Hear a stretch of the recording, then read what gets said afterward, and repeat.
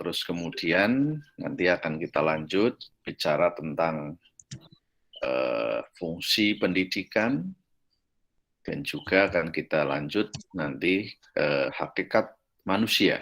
Ya, siapa sih manusia sebetulnya? Dan kenapa kok manusia untuk dididik? Ya, nanti saya akan share artikel saya kepada Anda. Mudah-mudahan bisa diakses. Ya, sebentar sambil saya carikan dulu artikelnya.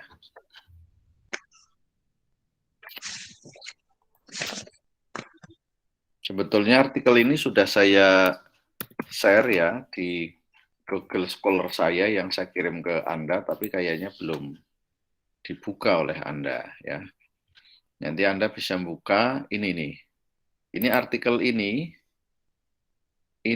meskipun topiknya tentang anak usia dini, di dalamnya bisa menjelaskan tentang potensi-potensi yang kok jadi lama ini bukanya. Potensi-potensi yang dimiliki oleh manusia ya. Ini nih. Nanti saya bisa dibuka sendiri nantilah ya di Google Scholar yang dulu pernah saya kirim ke Anda. Oke, Pak. Bisa dilihat ya, Mbak ya. Nah, ini tulisan saya pada 11 tahun yang lalu ini, terbit tahun 2010 ini. Tapi tentu meskipun judulnya anak usia dini, tapi ini isinya menjelaskan tentang potensi-potensi dasar yang dimiliki manusia. Ya. Sehingga manusia jadi makhluk hebat yang butuh pendidikan. Nanti silahkan saya minta Anda bisa menjadikan artikel ini untuk bahan bacaan Anda sebagai penguat akan pemahaman kita tentang siapa sih manusia pada dasarnya. Nah, sebelum saya lanjut, saya mengingatkan kepada Anda, tolong nanti mulai hari ini saya akan minta Anda untuk mengupload resume ya. Nanti di kelas Anda bisa buka di bagian tugas. Nanti ada tagihan resume topik 1, topik 2, dan seterusnya ya. Nanti dikirim ke situ dan saya beri waktu di situ, di setel waktunya ya. Jadi minggu ini saya tagih resume Anda untuk topik 1 ya. Topik 1 sebagaimana di RPS. Nanti minggu depan saya tagih untuk topik minggu ini dan seterusnya gitu ya, sehingga ada waktu. Baik teman-teman, saya akan share screen.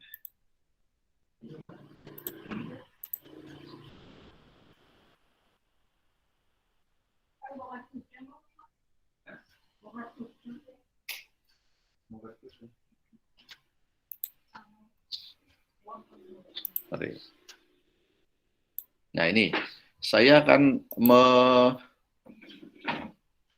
bisa dilihat ya teman-teman ya. Bisa? Bisa, Pak. Ya, Pak. Oke ya. Ini bagian dari bab 1 buku saya yang sedang proses itu. Di sini Anda bisa melihat sebetulnya manusia ketika sudah dididik itu nanti jadi seperti apa. Nah, ini kan ada manusia terpelajar. Dengan orang dilatih, dia punya pengetahuan, bakatnya berkembang, dan seterusnya ya. Nah, di sini nih yang ingin saya ingatkan kembali. Lingkup kajian pendidikan, Anda harus tahu. Ketika Anda belajar tentang belajar tentang konsep dasar atau dasar-dasar pendidikan, Anda harus tahu sebetulnya orang mengkaji pendidikan itu mengkaji apa. Maka saya tulis di sini, ruang lingkup kajian pendidikan itu sangat luas. Mencakup atau mencakupi ya, seluruh pengalaman dan pemikiran manusia tentang pendidikan. Jadi kita mengkaji apa saja yang dilakukan manusia yang dipikirkan manusia tentang pendidikan itu menjadi lingkup kajian tentang pendidikan. Jadi semua kegiatan manusia yang dapat dilihat sebagai sebuah praktek dalam kehidupan yang berhubungan dengan pendidikan, itu lingkup kajian kita.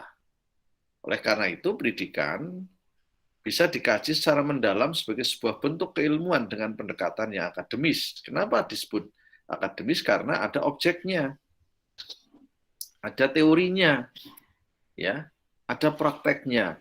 Maka di sini saya sebut lingkup kajian pendidikan itu ada pada dua sisi ini.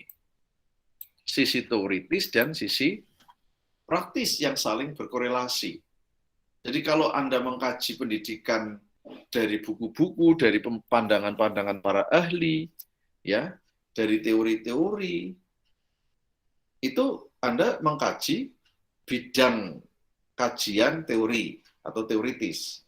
Kalau Anda mengkaji pendidikan melalui realitas praktek-praktek orang mengajar, orang mendidik, pengalaman orang yang dilakukan, itu Anda masuk wilayah kajian pendidikan pada sisi yang praktis. Ini ya, baik teoritis maupun praktis, sejatinya ini saling berkorelasi, saling berhubungan, tidak bisa dipisahkan satu sama lain. Makanya pada sisi teoritis, ya, ini pengalaman mendidik itu kemudian diformulasikan, dikonstruk menjadi teori. Maka mata kuliah kita ini adalah mata kuliah yang juga belajar tentang teori. Apa itu teori? Teori itu adalah produk riset, produk penelitian yang dirumuskan berdasarkan temuan-temuan yang teruji. Jadi tidak ada teori yang tidak diuji, sudah diuji di lapangan melalui praktek, ya, melalui eksperimen dan lain sebagainya. Nah, teori-teori itulah yang selanjutnya saya sebut atau yang disebut dengan sebagai teori pendidikan. Jadi apa yang ada ini kita kategorikan sebagai teori. Nah, ini ya. Jadi di situ itu kalau ditanya lingkup kajiannya luas, mencakup seluruh pengalaman, pemikiran yang dilakukan manusia terkait dengan pendidikan, baik yang bersifat teoritis maupun bersifat praktis. Nah, kajian teori ini, kajian pendidikan yang masuk wilayah atau lingkup teoritis adalah pembentukan konsep-konsep yang lahir dari pandangan atau pendapat berdasarkan kajian ilmiah. Jadi, pandangan-pandangan, saya ngomong, pendidikan itu begini-begini. Anda mengkaji pemikirannya Pak Fauzi. Anda mengkaji pemikirannya Prof. Fauzi. Nah, Prof. Fauzi ini ngomong berdasarkan apa? Pengalaman, berdasarkan mengkaji teori, mengkaji pendapat. Nah, jadilah pendapat yang bisa dikaji. Nah, kalau yang praktis jelas ya, diaplikasikan nih. Teori yang diaplikasikan dalam praktek, itulah jadi namanya sisi praktisnya. Ini banyak sekali. Nah, kemudian dari berbagai lingkup yang begitu luas itu, ya, maka saya berpandangan bahwa secara makro, ini ya, secara makro, secara garis besar, ya, lingkup kajian pendidikan itu yang pertama proses mendidik. Jadi proses mendidik itu menjadi salah satu lingkup kajian yang paling luas. Maka saya sebut di sini kajian ini adalah kajian yang sangat luas. Nih, ya. Karena menyangkut seluruh proses mendidik. Ya bicara tentang prosesnya, bicara tentang targetnya, arahnya, yang mendidik, yang dididik, ya, materinya, metodenya, medianya, semuanya. Ini masuk dalam lingkup kajian pendidikan yang saya sebut sebagai lingkup yang sangat luas. Sehingga ruang esensi dari operasionalisasi pendidikan inilah yang kemudian saya anggap sebagai lingkup proses mendidik. Jadi semua hal yang berhubungan dengan proses itu, ya apa saja yang terkait. Oh, kalau proses pendidikan terkait dengan lingkungan, ya berarti lingkungan itu menjadi bagian dari ini, proses. Gitu ya. Jadi saya kira ini wilayah yang sangat luas, wilayah yang sangat sangat komprehensif ya. Termasuk kalau bicara materi ya di situ juga berhubungan dengan proses. Yang kedua, lingkup yang kedua adalah evaluasi. Kalau bicara evaluasi itu sebenarnya ada dua kegiatan, proses mengukur dan menilai. Ya, mengukur dan menilai atau pengukuran dan penilaian. Saya evaluasi kinerja Anda sebagai mahasiswa. Ini layak dapat nilai apa ya? Saya nilai apa? A apa B apa C? Tentu saya dahului dengan mengukur, diukur kehadirannya, diukur keaktifan di kuliah, diukur dengan UTS, diukur dengan resum, diukur dengan presentasi, UAS. Nah, skor-skor hasil pengukuran inilah kemudian menjadi alat ukur. Oh, layak dapat nilai A. Kalau 86A, gitu kan? Nah, kalau kemudian Anda melihat orang mengatakan, ini orang gemuk. Dari mana Anda bisa mengatakan ini gemuk, ini kurus? Seseorang dikatakan gemuk jika antara diukur dulu berat badan dan tinggi badan, kan? Kalau nggak salah rumusnya kan begitu ya, teman-teman ya. Oh, ini orang kegemukan karena melebihi standar. Oh, ini orang kurus karena setelah ditimbang, diukur tinggi badannya tidak mencapai. Lah, pendidikan pun begitu, ada kegiatan, apakah mutu pendidikan itu berhasil, apakah peserta didik itu telah mencapai hasil, ini akan masuk pada wilayah evaluasi. Maka ini menjadi bagian kajian yang yang penting ya, secara khusus. Akan terkait dengan jalannya proses, ini ya. Bagaimana jalannya proses, berhasil atau tidak, apakah berkualitas apa tidak, ini ya. Di sini nih, bermutu apa tidak. Nah, ini melalui proses evaluasi untuk kepentingan perbaikan pendidikan di masa depan. Yang ketiga, sumber daya pendidikan. Sumber daya pendidikan itu saya petakan ada dua, ada sumber daya insani dan sumber daya material kebendaan. Nih, ya. Sumber daya insani itu ya kalau saya sebut istilah lainnya ya SDM lah gitu ya, sumber daya manusia. Sedangkan sumber daya material atau kebendaan itu sumber daya yang bersifat sarana prasarana. Ya. Nah, sumber daya insani ini saya petakan menjadi dua. Satu bersifat personal, individu. Yang kedua organisasional. Ya, organisasional ini kan berarti kumpulan orang. Jadi sumber daya individu atau organisasional. Ya, yang individu itu ya guru, siswa, ya kepala secara person ya. Organisasional ya dewan guru itu organisasional. Dewan guru, pengawas, karyawan, kepala itu menjadi satu sistem organisasi namanya SDM di sekolah tertentu. Nah, ini sumber daya manusia organisasional, termasuk pengurusnya, yayasannya itu kalau swasta ya, yang memangku dan mendukung jalannya proses pendidikan. Itu masuk kategori kajian sumber daya manusia. Maka dalam kajian pendidikan itu masuk dalam orang prodi MPI, Manajemen Pendidikan Islam. Prodi MPI salah satunya mengkaji ini, mengkaji pendidikan khusus pada wilayah manajemen sumber daya manusia, MSDM namanya, atau Human Resources ya, atau Human Resources in Education. sumber daya manusia dalam pendidikan atau Human Resources Management. Ini bagian ya, bagian. Jadi manajemen sumber daya manusia. Sehingga akan bicara tentang apakah gurunya memenuhi kualifikasinya apa tidak, ya, apakah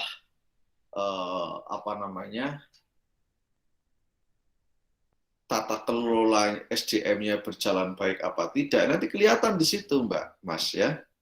Itu dikaji dalam kajian pendidikan. Makanya saya katakan ada 2 sumber daya di dalam pendidikan yang menjadi fokus kajian pendidikan. Satu manusia, yang kedua adalah material, kebendaan, sarpras, fasilitas. Kalau sekarang ya ada sumber daya IT juga gitu kan, teknologi informasi. Apakah jaringan internetnya bagus, bandwidth-nya cepat apa tidak, servernya bagus kuat apa tidak, ya. Kemudian aplikasinya bagaimana, ya, sistem informasinya, itu semua dikaji di dalam konteks sumber daya pendidikan. Yang keempat adalah kajian tentang pengguna layanan pendidikan. User kita, penggunanya. Ya. Ketika nanti Anda lulus, Anda itu akan menjadi output dari UIN. Ketika sudah output, Anda akan menghasilkan outcome. Nah, kapan Anda beroutcome? Ketika Anda digunakan oleh pengguna. Anak yang dituntun untuk menuju kedewasaan yang penuh kemaslahatan. Oleh karena itu, para pengguna pendidikan yang paling utama adalah anak didik atau peserta didik itu sendiri. Jadi, kita itu memberikan layanan pendidikan itu kepada siapa? Kepada anak didik. Dalam konteks yang luas tadi saya sebut, pengguna Anda adalah masyarakat.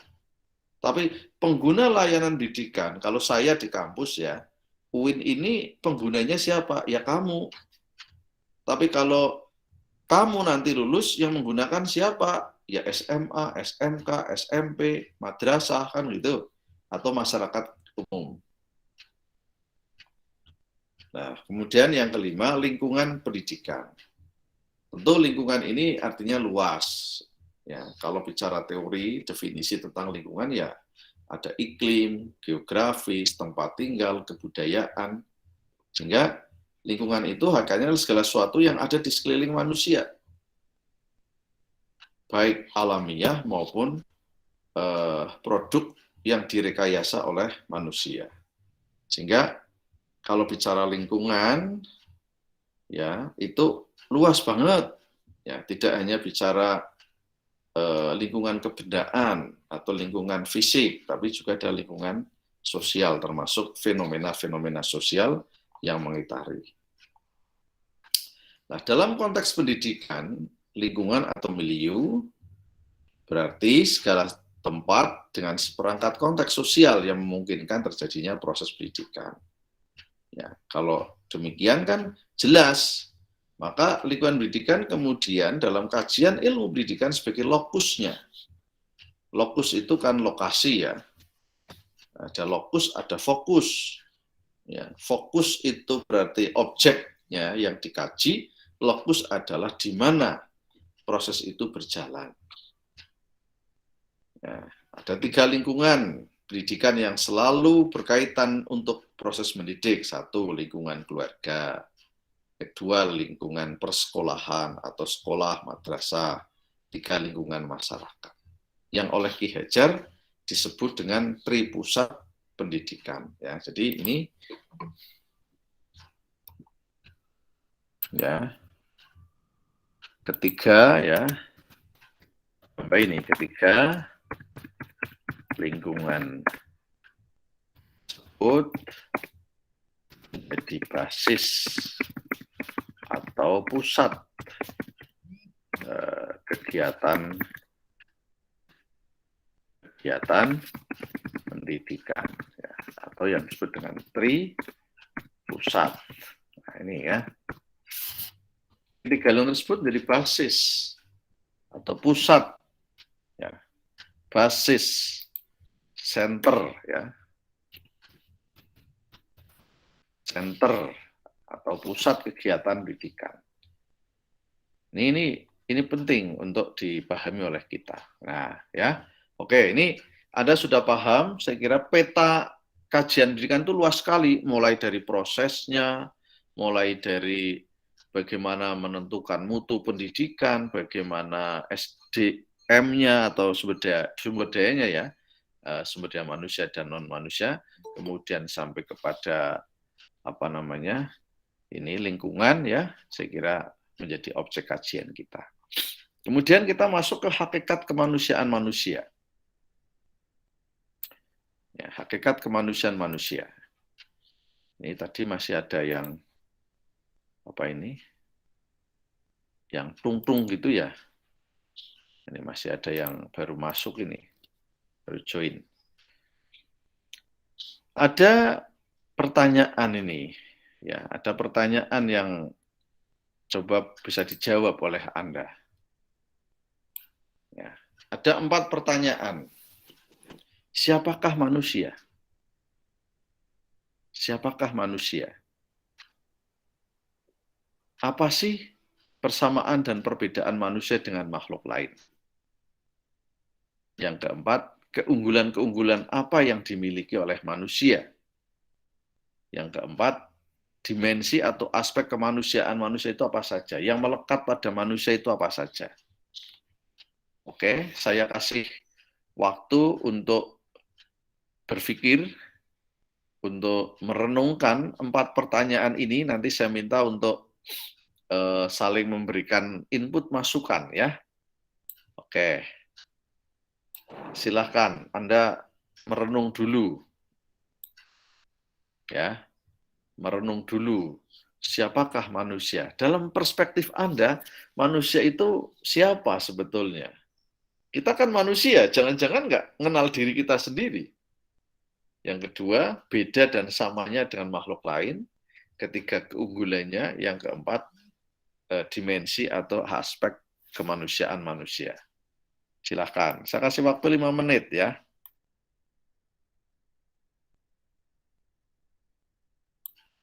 Videonya kok pada dimatikan, ya? Dinyalakanlah videonya. Sinyalnya jelek, Pak. Hah? Oh, Sinyalnya jelek, jadi gandet-gandet. Kamu pesen dong ke Telkom, biar diperbaiki sinyalnya. Ya, silahkan. Santai aja sambil medang-medang juga boleh.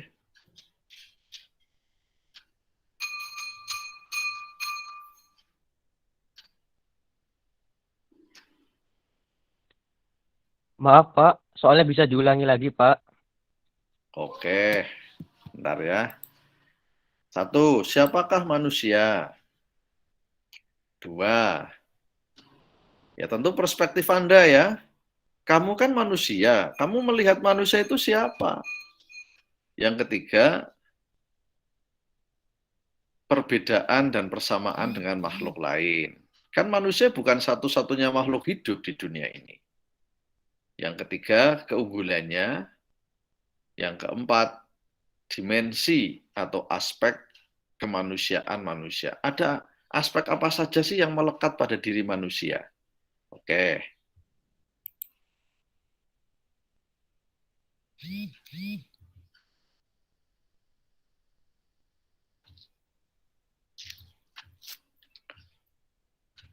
Santai saja, saya sambil medang, ya.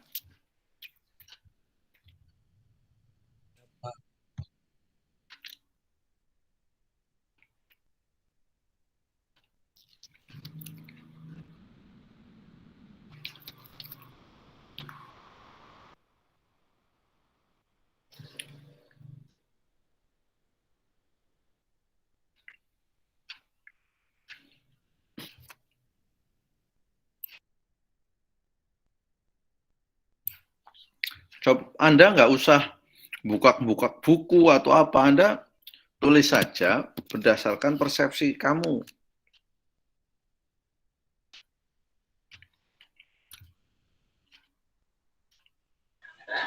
Pak, mohon maaf, bisa diulangi soalnya ini baru bisa masuk Google Meet, Pak.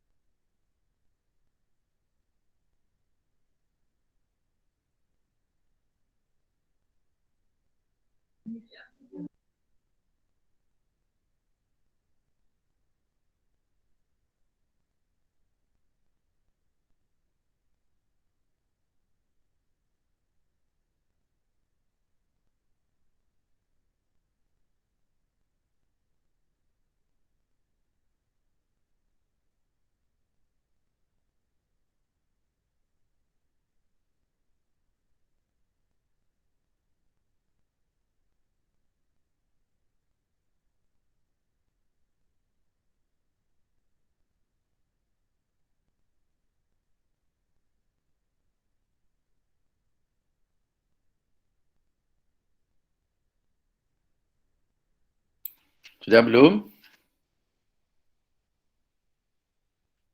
Belum, Pak. Jangan lama-lama. Baik, ya kita mulai deh mendiskusikan.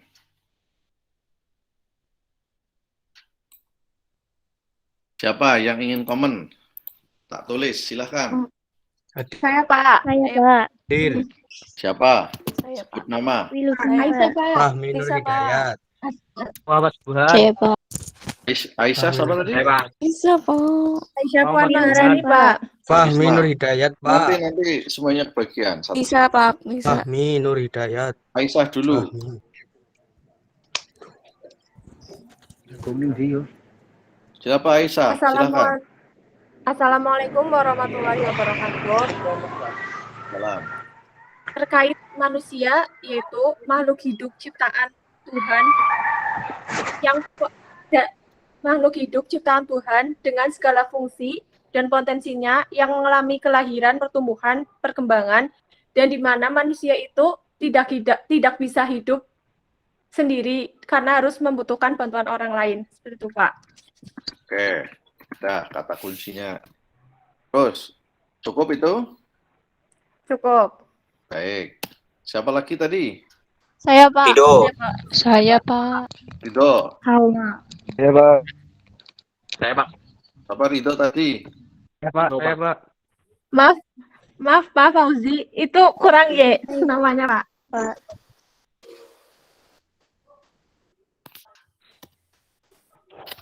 Lanjut. Ridho. Pakai apa? Eh? Pakai H. Rido, ya, nggih. Manusia menurut saya adalah makhluk yang dibekali akal dan jiwa dan merupakan makhluk yang paling sempurna di antara makhluk yang lain.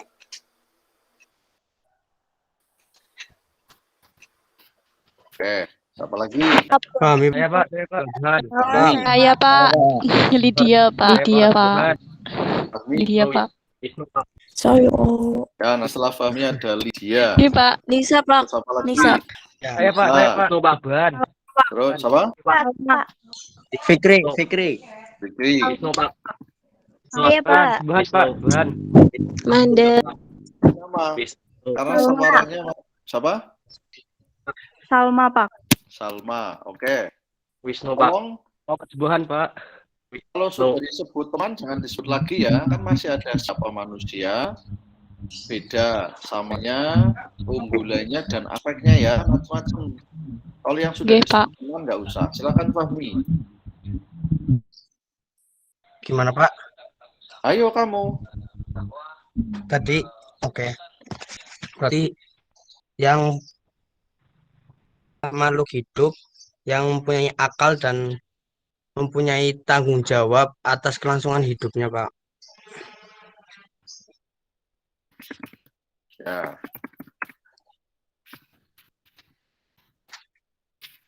Bisa dilihat kan Bisa, ketikan Pak. saya? Bisa, Pak. Silahkan, yang lain. Jangan hanya fokus kepada manusia itu siapa ya, kan ada 4 tadi ya. Lydia. Oke, Pak.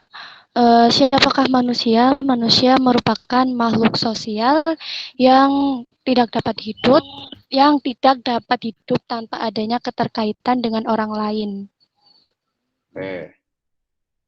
Tolong jangan hanya bicara siapa manusia ya, tapi bicara tentang beda dan samanya dan makhluk lain. Ini kan Boleh lanjut nggak, Pak? Yang saya tanya kan 4 ini kan. Menambahkan nggak Pak? Mau jawab yang lain lagi? Gantian. Boleh, Pak. Gantian, Ya, Pak. Nisa mana? Gantian. Gantian. Saya, Nisa. Pak. Iya Pak, saya yang keunggulan manusia. Ya. Keunggulan manusia mempunyai akal budi yang luhur. Terus gambarannya akal budi yang luhur. Udah Pak? Sudah? Sudah. Cukup itu? Ya. Yang lain?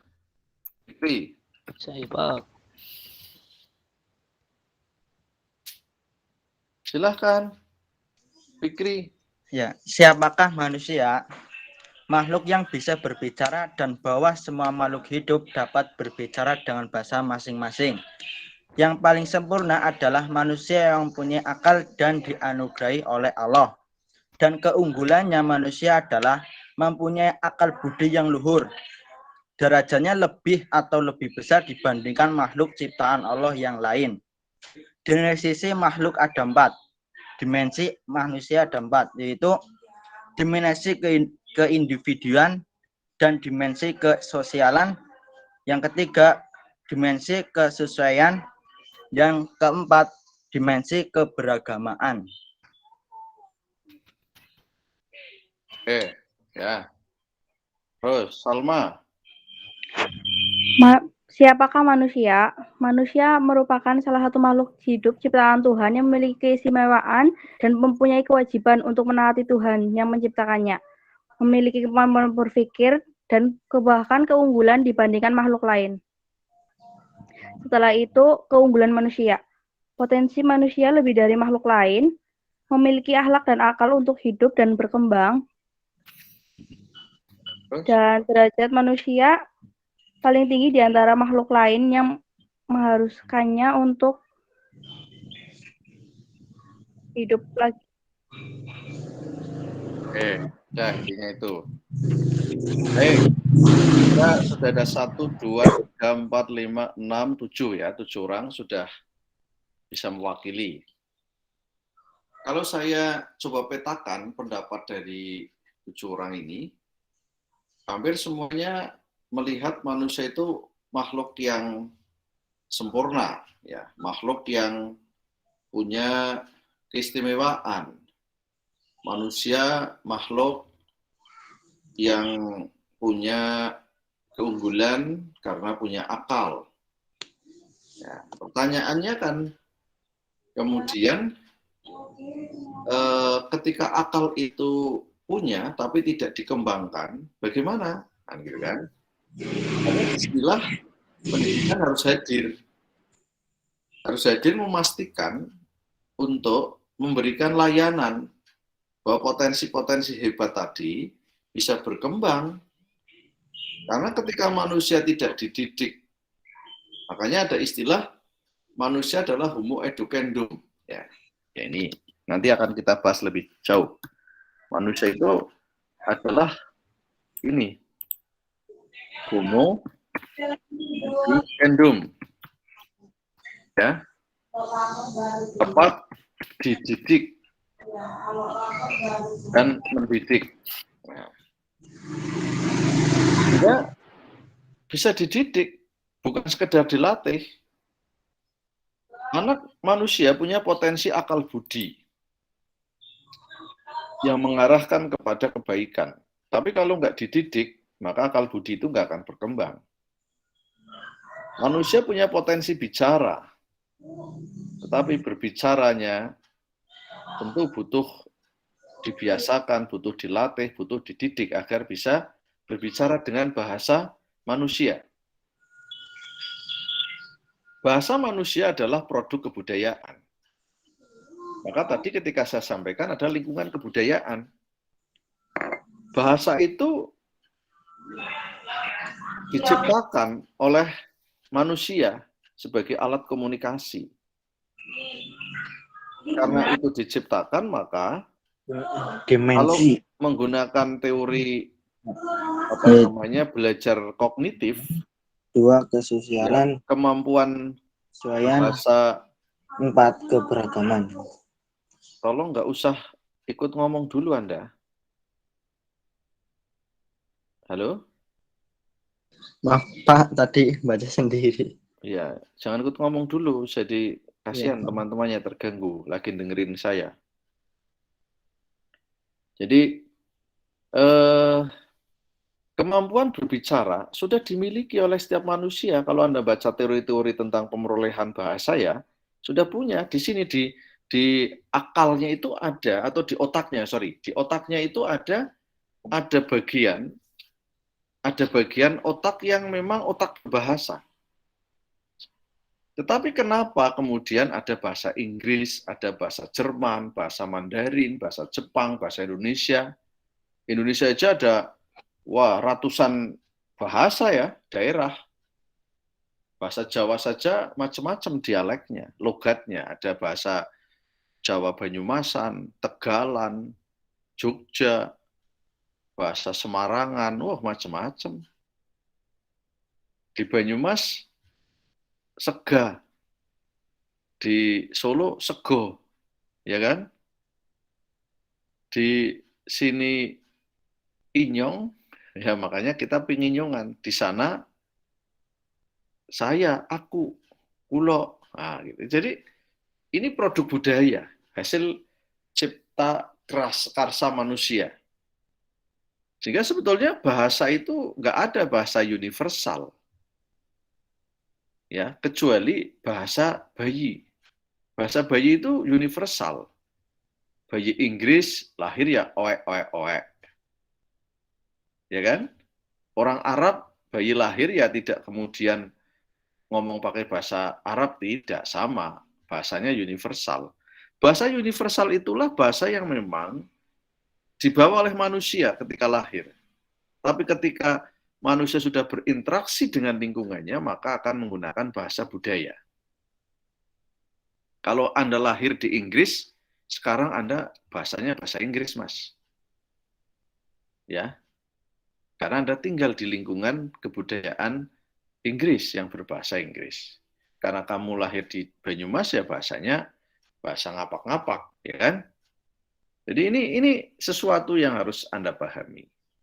Tapi itu memang potensi yang memang dimiliki hanya oleh manusia. Bahasanya berkembang. Bahasanya, kalau Anda membaca kamus bahasa Indonesia saja kan kosakatanya berkembang. Ada bahasa Indonesia serapan. Bahkan ada, karena kreativitas manusia juga, ada banyak jutaan kosakata bahasa di dunia ini hilang. Termasuk bahasa daerah.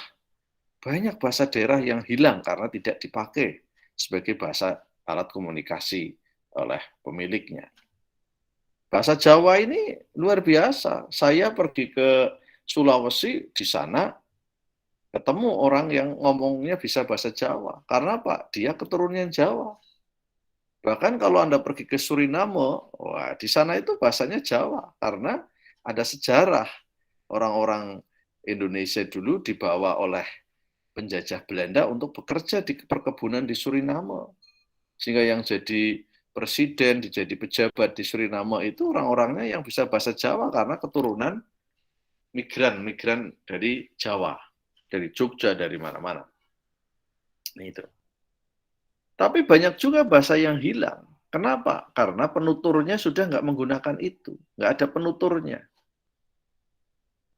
Maka bahasa ini betul-betul hasil kreasi manusia. Tetapi potensi menciptakan bahasa itu ada pada manusia. Muncul bahasa gaul. Lu, gue itu bahasa mana itu? Ya kan? Oh, itu bahasa Betawi. Orang Betawi mengatakan itu nggak begitu, gitu kan.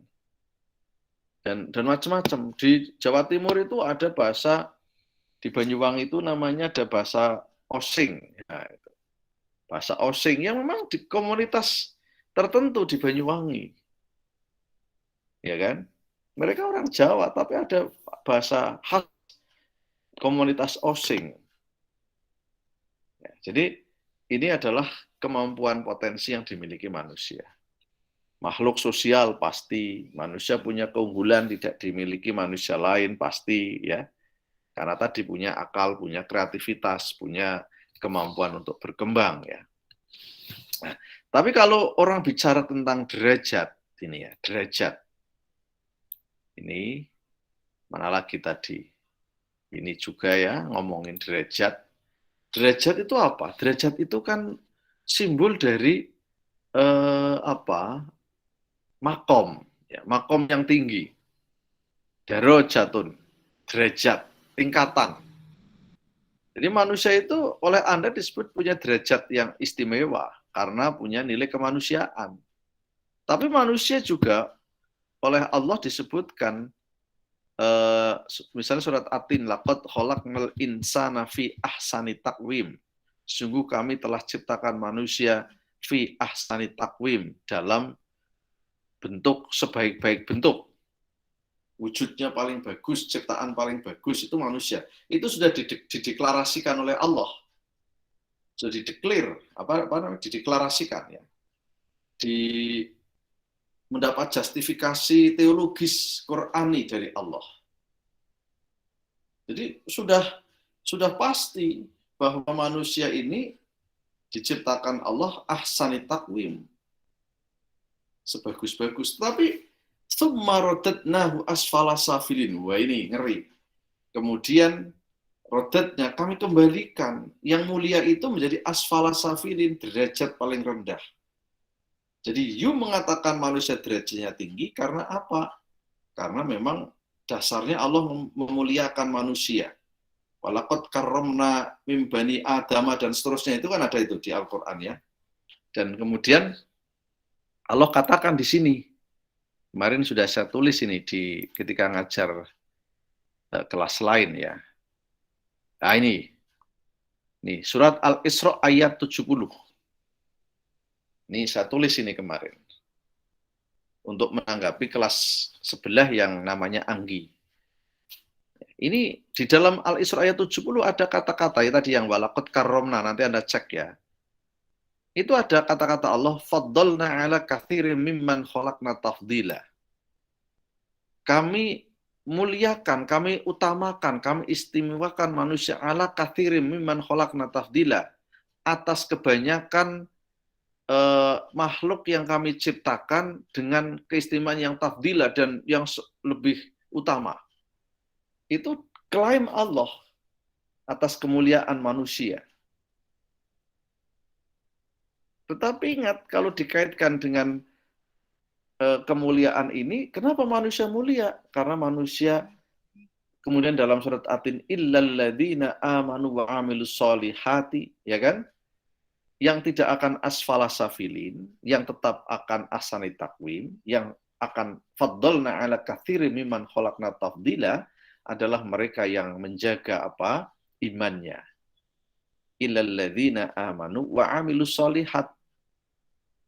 Imannya dijaga, imannya dikuatkan, dan juga wa amilus solihat, dan bagi mereka yang beramal yang soleh. Amal soleh itu artinya apa? Amal yang maslahat. Amal yang yang maslahat. Ya. Makanya kalau menurut saya, orang disebut amalnya maslahat, ya. Ngamilus lihat, ya, amilus solihat, amal yang maslahat, amal yang bermanfaat, amal yang bermanfaat. Amal soleh itu kan amal yang bermanfaat, amal bagus, bermanfaat bagi siapa? Diri dan orang lain. Maka kemudian kenapa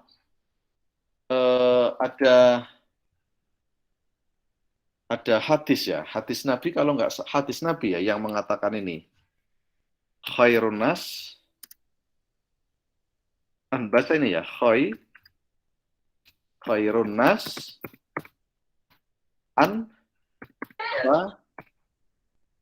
anfa'uhum linnas, ya kan? Ini ada kata-kata anfa. Ini nih, Mbak, anfa. Di sini ini sebetulnya kalau manusia disebut derajatnya tinggi karena punya amal soleh. Kenapa itu menjadi parameter? Karena Nabi sendiri mengatakan yang manusia paling bagus itu yang paling bermanfaat. Untuk dapat ini kan iman ya. Iman dan amal soleh. Jadi, iman dan amal soleh. Untuk dapat menjaga iman. Karena iman itu sudah dibawa manusia sejak lahir. Kita lahir itu sudah punya iman, sudah Islam. Ya. Sudah Islam. Dulu kita sudah berjanji kepada Allah ketika dalam kandungan. Allah tanya kepada kita, alastu birabbikum? Qalu bala syahidna. Ya kan? Jadi, sudah ada di sana janji kita kepada Allah, sudah syahadat dalam kandungan kita. Saya bersaksi engkau adalah Tuhan. Ya. Sesembahan alastu birabbikum, bukankah aku ini Tuhanmu? Iya. Kita sudah syahadat. Maka ketika lahir, kita adalah fitrah, ya. Kita itu punya konsep namanya fitrah. Kita suci, berislam, beriman. Untuk dapat menjaga iman dan ya terus bermanfaat. Nah ini, bermanfaat melalui amal soleh.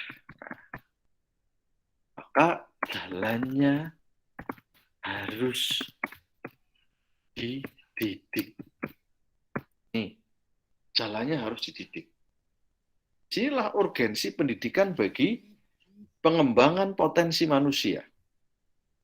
Hebat manusia karena punya derajat yang dijamin oleh Allah, punya iman, ya, punya Islam. Tapi kalau tidak dijaga, ya, tidak dirawat, ya, jika tidak dirawat, dijaga, dikembangkan, maka manusia yang hebat itu akan jatuh menjadi asfala tadi asfala Pilih. ya, asfala safilin, ya kan? Ada safilin. Marodatnahu fi ya, marodatnahu nih, ya kan? Akan menjadi asfala safilin, ya kan? Kan jelas dalam surat At-Tin itu, watini wazaituni wa turi sinina wa hadzal baladil amin. Laqad khalaqnal insana fi ahsani taqwim, tsumma radadnahu fi ahsani taqwim. Apa? Tsumma radadnahu asfala. Asfala safilin. Ya, ini. Kemudian Allah mengembalikan aslinya itu, manusia itu ya rendah, tapi karena Allah tadi karomna bani Adama dan seterusnya, karena Allah ini ya, apa namanya? Ini ya, karena Allah muliakan, nah ini, karena Allah muliakan yang tadinya lemah, ya, ini, Allah muliakan, Allah sempurnakan Aslinya manusia asfala safilin. Jadi bahasa tsumma radadnahu, kemudian kami kembalikan. Aslinya manusia itu kan rendah, diangkat oleh Allah, dimuliakan oleh Allah, dihormatkan oleh Allah. Ya. Dengan apa? Imannya dijaga, amal solehnya dilakukan, sehingga tetap dalam posisi ahsani takwim. Nah, kalau tidak ahsani takwim, jatuhlah ke asfala safilin. Ini asfala safilin ini lawan dari ahsan at-takwim. Lawannya, sebagus-bagus ciptaan, sebaliknya asfala safilin, serendah-rendah derajat manusia. Ini pendidikan itu ini untuk terus menjaga agar manusia ahsani takwim, kehebatannya luar biasa, keunggulannya luar biasa. Diberi jasad fisik, pemikiran, otak, akal, ya, yang bisa berkembang, bisa berkreasi, bisa menciptakan apapun di dunia ini. Tapi kalau salah langkah, salah jalan, maka akan jatuh ke dalam asfala safilin. Ini, ya. Ini saya kira pertanyaan-pertanyaan tadi sudah terjawab secara umum. Kalau persamaan saya kira jelas, sama-sama makhluk hidup, sama-sama butuh makan, ya, butuh minum, butuh berkembang biak, sama-sama bisa mati juga. Itu kan makhluk hidup semuanya mati kan. Nah, kalau perbedaannya tadi, perbedaan yang paling mendasar manusia dan makhluk lain karena manusia itu punya kekuatan akal, punya kekuatan hati, punya jiwa yang bisa dididik. Ya. Nah, tadi sudah dikatakan apa dimensi yang melekat pada manusia. Ya, tadi sudah disebutkan ini, ada teman Anda yang mengatakan ada dimensi individu, sosial, susila, dan beragama. Ini kalau saya gambarkan seperti ini, ya. Dimensi fitrah manusia itu ini utuh ini, keindividualan, kesosialan, kesusilaan. Tadi Anda keliru nyebut itu. Atau susila, ya, kesusilaan dan keberagamaan. Jadi manusia itu pada titik tertentu ya individu. Dia individu. Karena individu maka masing-masing manusia punya keberbedaan antara satu dengan yang lain. Nggak ada manusia yang sama. Paham ya? Punya ambisi, punya ego, punya cita-cita, punya kedirian. Itu karena dia individu. Agar tidak menjadi orang individualis, egois, mau menang sendiri, maka imbangilah Allah dengan dimensi kesosialan. Kamu meskipun hebat, nggak akan bisa hidup tanpa orang lain. Ini remnya ini, kesosialan. Kamu mau apa-apa sendiri, nggak mungkin lah, gitu kan. Kemudian dimensi kesusilaan. Susila ini berhubungan dengan etika, akhlak, moralitas, kebaikan. Semua orang itu baik. Fitrah manusia itu suci, baik. Sejahat-jahat manusia ada dimensi kesusilaannya. Maka jangan sekali-kali kita memandang orang yang lagi melakukan taruhlah kejahatan, terus kita klaim dia akan jahat terus. Tidak. Kita nggak pernah tahu. Hari ini dia jahat, besok bisa jadi orang alim, orang soleh. Karena sejatinya ada fitrah kesusilaan dalam dirinya yang suatu waktu bisa menguasai. Kemudian keberagamaan. Tentu ini perspektifnya, perspektif kita, orang religius gitu ya. Orang-orang yang beragama.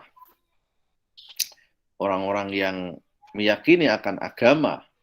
Maka dimensi religiusitas ini ada pada manusia. Makanya tidak ada makhluk apapun di dunia yang bertuhan, disembah Tuhannya. Ya. Tetapi kalau bicara tentang apakah pohon juga bertuhan. Bahkan dalam berbagai ayat disebutkan pohon-pohon pun bertasbih, kan itu ya, bertasbih dengan caranya. Itu, tetapi cara beragamanya beda dengan cara beragamanya manusia. Ya kan? Ini. Malaikat juga menyembah Tuhan. Sama, tetapi cara menyembahnya beda.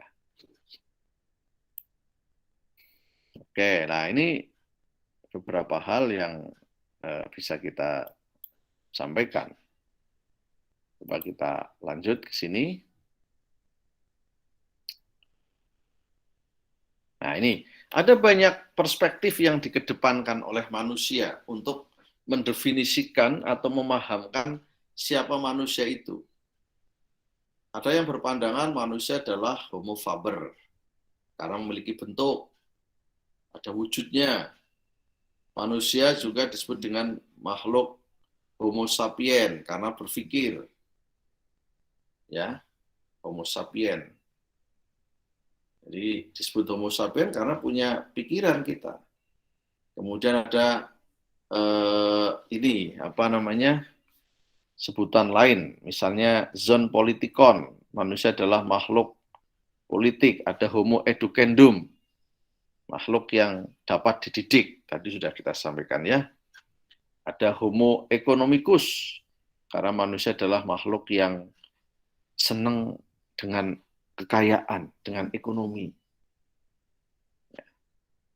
Tetapi yang pasti, manusia itu punya tadi 4 dimensi tadi, yang saling menguatkan, saling membutuhkan.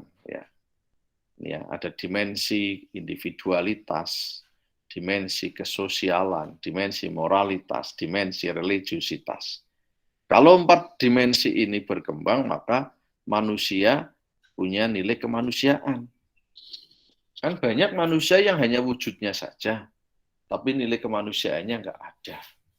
Maka puncak dari semua perjuangan hidup kita adalah perjuangan menegakkan kemanusiaan. Pendidikan ini perjuangannya, jihadnya ini jihad kemanusiaan. Melahirkan orang-orang yang berkembang potensi kemanusiaannya. Baik, saya kira itu kuliah kita hari ini.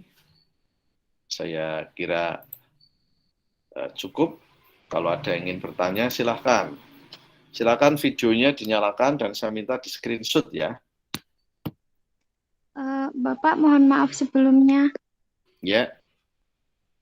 Tadi kan saya pagi jam 8.30 sudah coba masuk ke E-kelas untuk absen, tapi tidak bisa. Terus saya coba lagi, tadi juga tetap tidak bisa. Bagaimana, Pak? Temannya bisa absen nggak? Enggak juga, Pak. Bisa, Pak. Ya. Sama. Bisa, Pak. Bisa. Enggak bisa semua, Pak. Saya lihat dulu.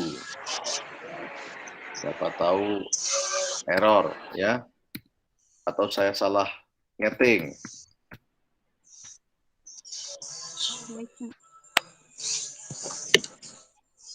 Ya, nanti coba kita lihat. Bentar. Nih. Saya harus lihat dulu ya.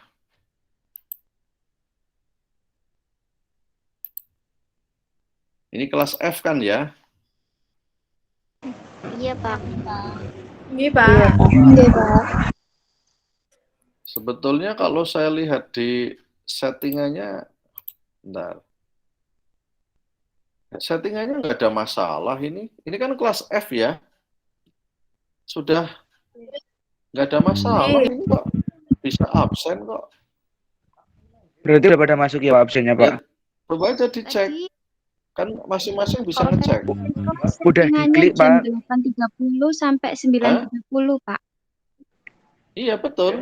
Iya, Pak. Saya setting hanya jam 8.30 sampai jam 9.30. Enggak, Pak, maksudnya ini udah diklik, terus kembali lagi, suruh diklik terus sampai terus nggak bisa masuk, Pak. Kamu itu kliknya jam berapa dulu? Dari tadi, Pak, jam 8.30-an. Nah, mestinya ya bisa dong. Pak. Coba tak perpanjang lagi ya, saya set lagi ini. Coba sekarang dicoba. Oke, baik, Pak. Coba. Sudah saya perpanjang ini settingannya. Sudah bisa? Sudah, Pak. Ya, itu karena kayaknya terlambat Anda. Dan saya lihat ini, yang sudah pada masuk banyak sekali kok. Nih, ya. Nih, coba yang kita, aja, saya share screen aja biar kamu tahu. Jadi mungkin kasusnya pada Anda terlambat itu. Coba ini kan, bisa dilihat tuh. Nih. Siti Nurlailia ada enggak? Udah keluar, Pak. Ini keluar ya, oke. Setelah baik. Iya juga, Pak. Sudah keluar. Keluar, Pak. Lutfi. Sama, Keluar Pak. juga, Pak. Sama keluar juga. Keluar juga, Pak. Berarti kan memang orangnya nggak ada ya. Elif. Iya. Hadir Elif? Nah, ini memang nggak hadir ya. Oke. Iya, tapi ada orangnya. Mana orangnya? Maksudnya belum nggak keluar loh, Pak, cuma nggak absen. Ya, maksudnya nggak ikut kuliah kan? Iya, tidak mengikuti, Pak. Nah, kan. Nah, ini kan pada coba saya cek sekalian ini. Jadi nggak ada komplain. Agus. Hadir, Pak, hadir. Nah, yang tadi saya bilang udah itu dari tadi, Pak. Dari Coba jam sekarang. Coba sekarang. Temannya pada bisa kok. Kalau nggak bisa berarti sinyal di kamu itu yang bermasalah nih. Temannya pada bisa semua kok nih, ya. Ya, Pak, saya udah jadi. Sudah jadi gimana? Ya, tadi diikuti kelas sudah jadi, Pak, diklik. Tapi udah dari ya? tadi. Nanti kan akan berubah kalau kamu sudah ngeklik. Oh, iya, Pak. Ya, makasih, kamu Pak, pasti sebelumnya. terlambat ini, Mas. Pasti terlambat. Nanti saya bisa ngelacak ini. Iya, Bukan Pak, tapi sebelumnya. udah tak klik dari tadi pagi, Pak. Ya. Nggak jadi. Nggak, artinya ini bukan sistemnya yang error, karena buktinya nih teman-teman pada bisa semua kok, ya. Iya, Pak, Oke, makasih, Pak. Nanti mana tadi Agus, nomor berapa Agus? 31 ya. ya. Ini ya. Ini kan saya simpan ini. Udah masuk. Coba nanti Agus dilihat aja nanti, kan kelihatan nanti. Oke ya, jadi nggak ada masalah. Ada pertanyaan? Silahkan sebelum kita tutup. Bertanya, Pak. Ya, silahkan. Bertanya, Pak. Izin bertanya, Pak. Izin bertanya, Ya, Pak. siapa? Saya, Pak. Oh, Subhan, Pak. Zainuri, Pak. Siapa? Sebutkan nama. Zainuri, Pak. Ya, silahkan. Ahmad Zainuri. Izin bertanya, apakah kita bisa mengubah manusia yang hakikatnya sebagai makhluk sosial yang saling membutuhkan menjadi makhluk individual? Mungkin itu, Pak. Ya. Kalau kita mengubah menjadi individual, saya kira bukan kita yang mengubah. Ya. Kalau kita mengubah orang, justru orang dari individu menjadi sosial, Mas. Karena hadirnya kita ke depan dia, berarti memposisikan kita berada bersama dia. Mudeng nggak sampean? Ketika ada orang hadir ke dalam dirimu, berarti kamu sedang berada pada jaringan sosial. Maka ketika kita datang kepada Anda, maka saya sebetulnya bukan sedang membuat Anda individual. Tetapi ketika saya bisa membuat Anda, ketika saya menjauh dari Anda, paham nggak? Orang lain bisa membuat Anda jadi individual ketika orang lain menjauh dari Anda. Mudeng? Paham nggak, Mas Zainuri? Paham, Pak. Ya, Insyaallah. jadi ketika kita memposisikan orang lain dialienasi, dipinggirkan dari kehidupan kita, kita sedang menciptakan dia jadi orang yang individual. Tapi ketika kita hadir kepada dia untuk memposisikan kita sebagai kawan dia, atau dia jadi kawan kita, maka kita sedang mengajak dia jadi makhluk sosial. Anda pasif apa aktif? Kalau Anda aktif kepada teman, berarti Anda sedang berupaya untuk menjadi makhluk sosial. Tapi ketika Anda pasif dan orang lain memposisikan atau membiarkan Anda pasif, maka orang lain sedang terlibat menciptakan Anda tetap dalam kepasifan. Bisa dimengerti? Anda tidak pernah bergaul, apa-apa sendiri, nggak peduli dengan orang. Lah orang lain membiarkan kamu, gitu loh. Kamu tetap akan pada kedirianmu. Tapi ketika orang lain melihat kamu kok apa-apa sendiri, saya bantu deh, saya dekatilah. Nah, saya sedang membantu Anda untuk keluar dari zona individual menjadi zona sosial. Mudeng? Iya. Ketika Anda ini berada dalam Zoom ini, Anda sudah berada dalam ruang sosial. Anda nggak mungkin jadi individual, Mas. Karena Anda butuh dengan saya. Makanya pendidikan itu sebetulnya nggak ada pendidikan membuat orang jadi individual itu nggak ada, Mas. Apa, Mas? Oke, taruh situ.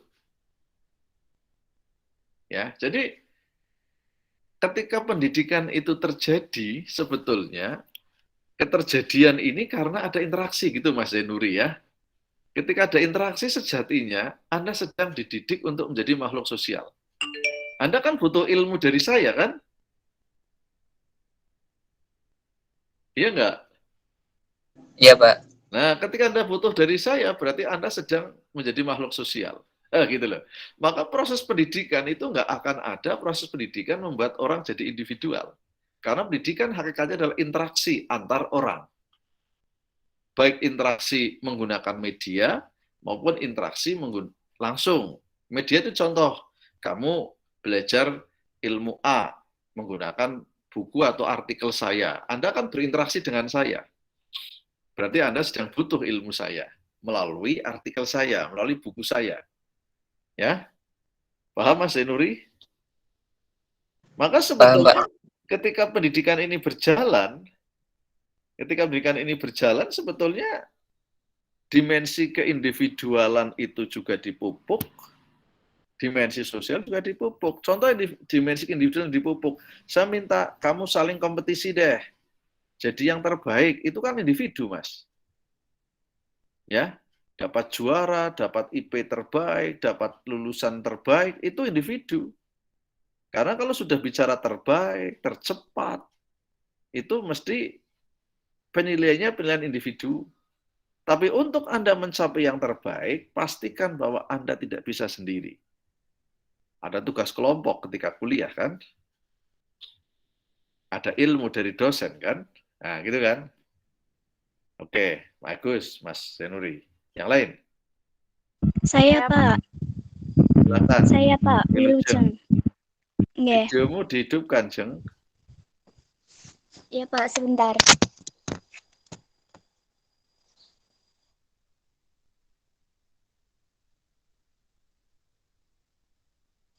Ya, monggo Mbak.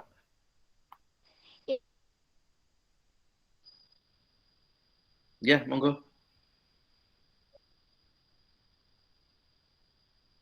Ciptakan desat bahwasanya manusia itu diciptakan ahsani takwim, nggih. Bahwasanya manusia itu diciptakan paling sempurna-sempurnanya bentuk, paling sempurna-sempurnanya ciptaan. Itu lalu bagaimana Allah ya? Iya, karena manusia sempurna itu kan karena dikasih nafsu, dikasih akal, dikasih iman, ya Pak. Lalu kan orang sewu nggak punya akal.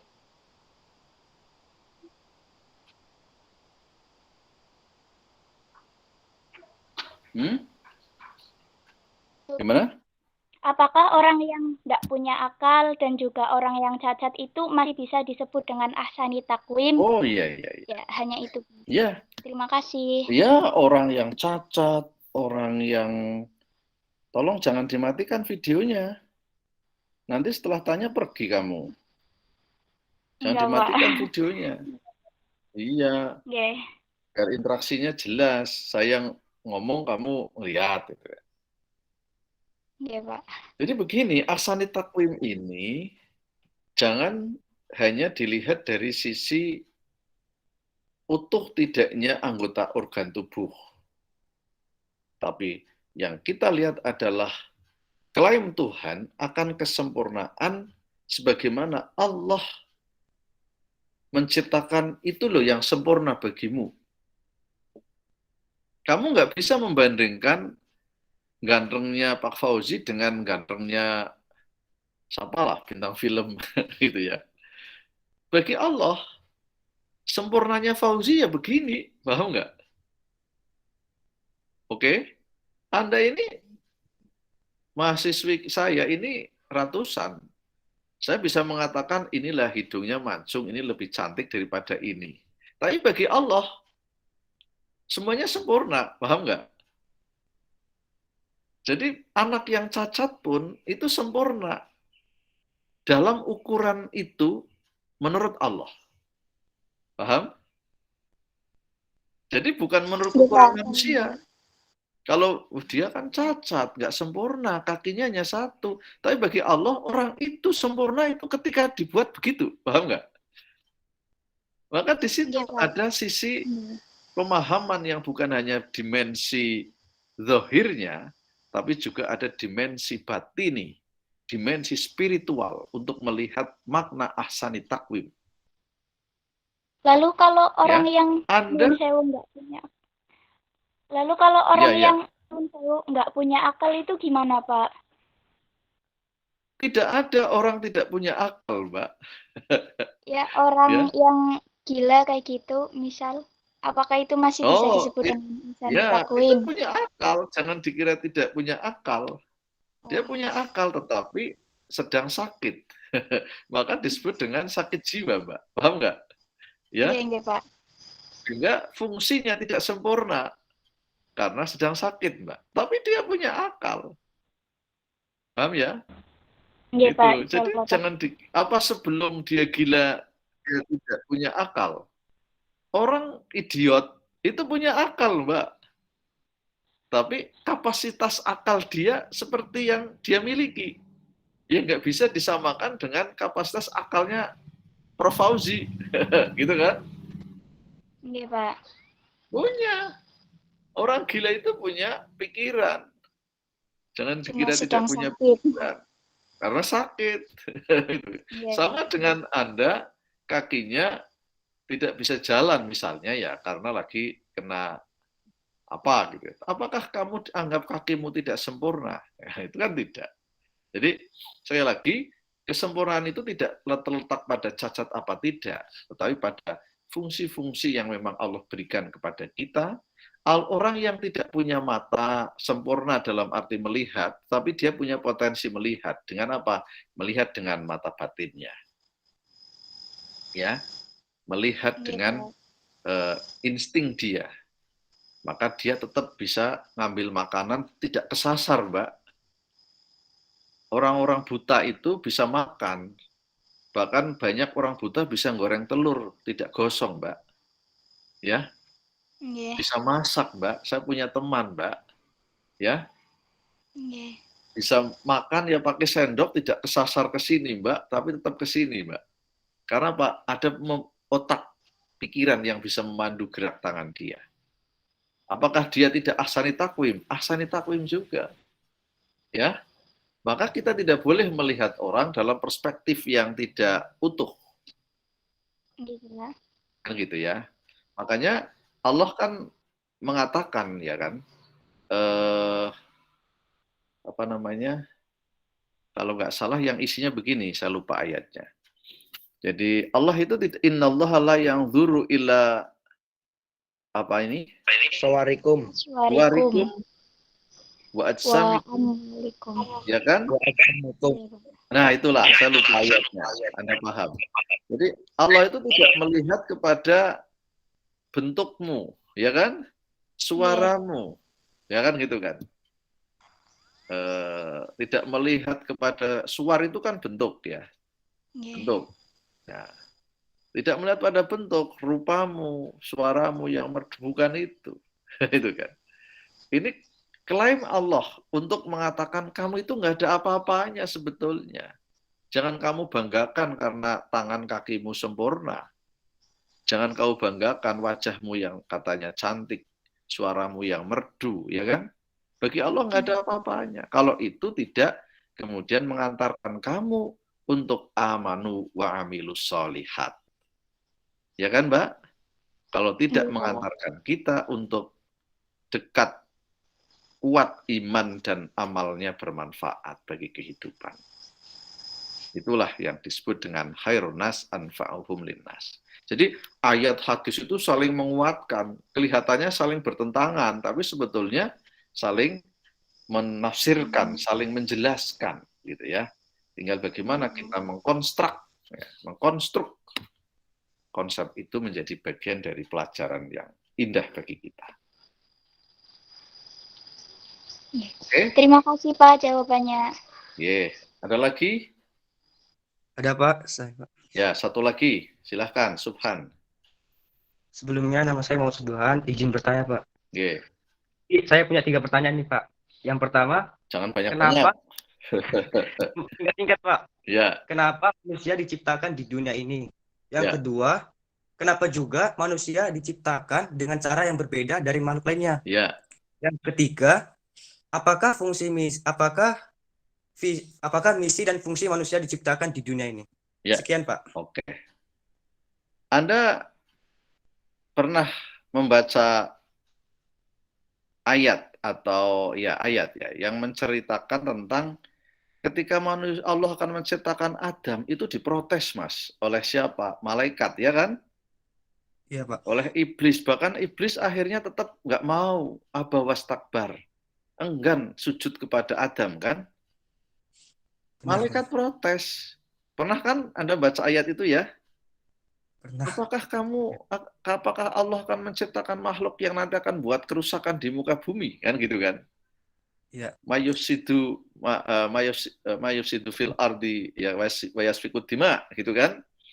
Akan merusakkan bumi dan menumpahkan darah di dunia. Ya nyatanya kan memang iya kan, pada perang, pada berebut, kelahi, ya kan? Gontok-gontokan. Itu malaikat sudah ngomong itu kepada Allah, tapi Allah tidak, saya akan ciptakan ini, Adam, untuk jadi makhluk yang saya ciptakan. Maka dengan kun fayakunnya diciptakanlah Adam. Ya. Diceritakan dari tanah kan begitu ya. Tetap diciptakan. Ada misi. Nah ini pertanyaannya. Apa sih misinya? Misinya misi ketuhanan. Untuk apa? Untuk memakmurkan dunia. Maka jawabannya adalah manusia diciptakan oleh Tuhan untuk apa? Untuk Abdullah dan Khalifatullah, Mas. Abdullah itu adalah sebagai hamba, punya tugas mengabdi, menyembah, ya kan? Beribadah. Apa Allah butuh disembah? Tidak. Jagat raya manusia tidak nyembah Allah, Allah nggak rugi, Mas. Ya. Tapi ada misi di situ. Manusia diciptakan sebagai abdun, kawulo, hamba. Tapi yang tidak kalah pentingnya adalah khalifatullah fil ardi. Khalifah. Apa itu khalifah? Wakil, pemimpin, pemakmur dunia. Perekayasa juga. Licik juga manusia, gitu kan. Makanya kadang berebut. Nah, ini sudah lengkap. Di sisi tertentu kita diberi ruang berkreasi sebagai khalifatullah, tapi di sisi lain kreativitasmu jangan sampai membuat kamu lepas kontrol sehingga posisi kamu sebagai Abdullah hilang. Maka ini penting, Mas Subhan.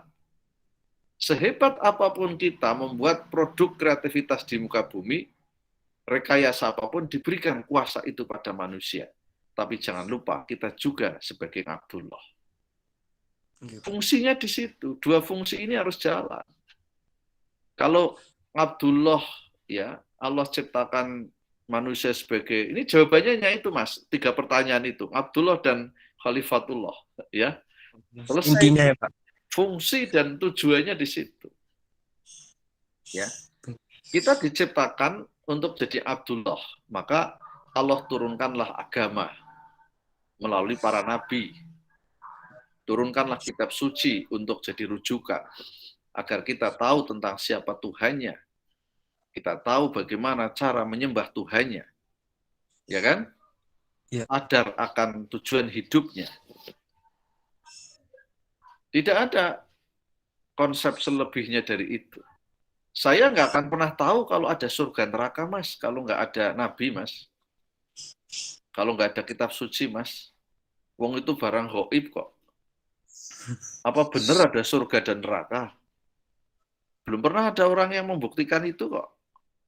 Wong sekarang juga belum ada orang yang di sana kan? Ya kan? Wong semuanya masih di alam barzah yang sudah meninggal maksudnya. Itu nanti menunggu kiamat. Nah, kalau sudah bicara begitu berarti Allah menciptakan dunia ini akan hancur. Iya, karena semuanya fana. Tidak ada yang abadi, semuanya semu. Semua yang ada di muka bumi ini, bumi dan langit seisinya ini adalah fana. Sifatnya itu fata morgana, sementara. Fana itu kan akan hilang pada suatu waktu. Untuk apa? Kembali kepada keabadian. Yang abadi itu hanya satu, Tuhan. Maka kita menjadi makhluk. Makanya sebetulnya kan makhluk itu dari kata-kata kho lam kof, yang sama dengan kholik. Kholik itu Tuhan, Allah sang pencipta, makhluk itu yang diciptakan. Ngabid, manusia itu abidun, orang yang menyembah, sedangkan Allah itu ma'budun, yang disembah. Ya kan? Kholik dan makhluk, tidak ada kholik kalau nggak ada makhluk. Disebut sebagai pencipta kalau ada ciptaan. Maka Allah menciptakan manusia juga bagian dari perwujudan kemahakholikannya. Kan gampangannya ini, masa saya kholik kok nggak ada yang saya ciptakan? Kamu malaikat kan juga makhluk saya. Jangan protes ketika saya mau menciptakan makhluk untuk membuktikan bahwa saya ini bisa menciptakan makhluk macam-macam. Kamu kan gaib. Saya akan menciptakan surga juga dan neraka. Maka dalam perdebatan ilmu kalam, itu kan para sebagian ulama kalam, ya, mutakalimin mengatakan surga neraka itu makhluk karena diciptakan. Itu kan. Diciptakan oleh Allah. Semua yang diciptakan kan berarti makhluk. Meskipun itu didebat oleh kelompok yang lain. Karena yang namanya makhluk itu ya yang punya aktivitas. Gitu. Kalau posisinya semua yang diciptakan dalam makhluk, Allah menciptakan surga dan neraka. Lalu siapa yang akan menghuni itu kalau nggak ada? Kan gitu kan? Jadi kalau Anda katakan, Pak, berarti besok surga neraka ada apa tidak, Pak? Ya saya harus katakan karena saya beriman kepada surga neraka sebagai yang pasti ada. Ya saya yakin, Mas. Dari mana saya yakin? Dari Quran, dari hadis Nabi. Iya nggak? Tapi kalau Anda butuh bukti ke saya hari ini, angkat tangan saya. Karena itu bagian yang bersifat imani, imanen, bukan rasional. Membahas sesuatu tentang agama, tentang ciptaan Allah, tidak semuanya bisa diselesaikan dengan rasionalitas. Tapi ada batini, ada imani, ya kan? Termasuk surga neraka. Kamu yakin nggak ada surga dan neraka, Mas Subhan? Yakin sih Pak, dari hadis Nabi dan Al-Quran. Iya kan? Nah, kalau kita yakin berarti kita akan bicara, loh, kenapa Allah menciptakan manusia? Manusia itu diciptakan diantaranya di samping untuk memakmurkan dunia juga untuk nanti mengisi surga dan neraka. Gitu kan? Benar, Pak. Itu rumah itu. rumah yang disiapkan, maka disebutkan dar. Maka ada daraini, dua rumah, apa itu? Dunia dan akhirat. Maka disebut dengan sa'idun fid dunya wal akhirah, atau sa'idun fid daraini, bahagia di dua tempat, di dua rumah. Hari ini kita sedang di rumah yang pertama, nanti akan ada rumah berikutnya. Rumah kita itu yang berikutnya pilihannya dua, al jannah au an-nar, surga atau neraka. Lah manusia diciptakan itu untuk itu. Maka kemudian surat At-Tahrim kan menyebutkan ku anfusakum wa ahlikum naro. Nah ini, jagalah, peliharalah dirimu dan keluargamu dari api neraka. Karena akan ada api neraka nanti yang sudah disiapkan. Waquduhan nas wal hijarah, dan seterusnya itu.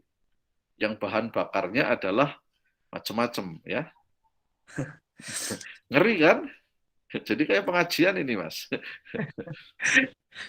Iya, jadi kita ini diciptakan Allah itu di samping tadi untuk menciptakan kemakmuran, kemaslahatan di dunia ini sebagai bekal untuk menuju rumah berikutnya, maka pilihannya kita akan menjadi penghuni surga apa neraka.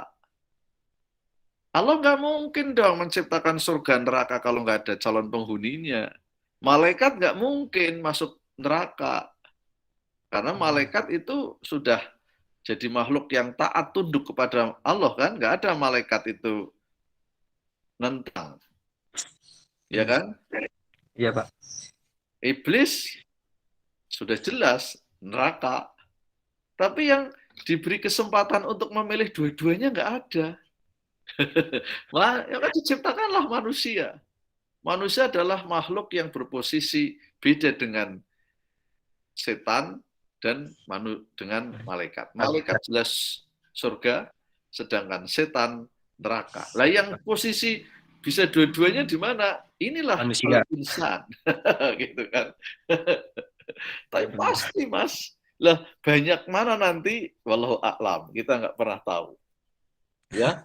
Nabi pun belum pernah menginformasikan nanti banyak yang di surga apa di neraka. Saya belum tahu itu. Ya kan? Karena kita nggak bisa mengklaim diri kita pasti di mana. Wallahu a'lam. Hanya kita usaha, ya kan? Jadi kita diciptakan, maka pendidikan ini sebetulnya dalam konteks dimensi keberagamaan, kesusilaan tadi, untuk merawat, menjaga manusia agar tetap dalam on the track. Ya, untuk mengarahkan manusia ke dalam kebaikan dan keberagamaan tadi, agar tidak nyimpang. Agar manusia yang punya potensi beragama, punya fitrah kebaikan itu tidak nyimpang. Ketika orang wajahnya manusia tapi perilakunya tidak manusia, itu berarti manusia yang tidak manusia. Maka istilahnya hanya wujudnya saja yang manusia, tapi perilakunya binatang. Kan gitu ya seringnya. Iya, sering, Pak. Bahkan Allah mengatakan, disebutkan dalam Al-Quran, balhum adallu kal an'am balhum adallu. Manusia itu bisa seperti binatang melata, bahkan lebih hina. Ya kan? Iya, Pak. Lebih hina gimana? Manusia diberi akal, diberi hati. Kok perilakunya kayak binatang? Contohnya, ada orang tua kok menghamili anaknya, misalnya gitu kan. Naudzubillah itu. Itu kan persis kayak ayam. Ya kan, ayam kan ngawinin anaknya, ketemu di kebun. Dulu ini anak telur induknya yang dikawinin dia, gitu ya. Jadi itu kan Allah sudah tegaskan, balhum adallu, lebih hina daripada yang lain-lain itu. Jadi itu ya Mas ya. Oke, Pak. Oke, saya kira cukup kuliah kita hari ini. Mudah-mudahan ada manfaatnya. Silakan Amin. videonya dinyalakan. Ya, silakan dinyalakan. Saya minta ada yang men-screenshot ya. Nah, silakan di-screenshot, nanti di-share di grup. Sudah di-screenshot? Sudah belum?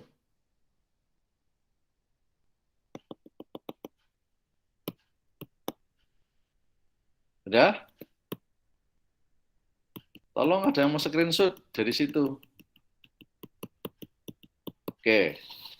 Terima kasih. Kita tutup dengan baca hamdalah. Alhamdulillah.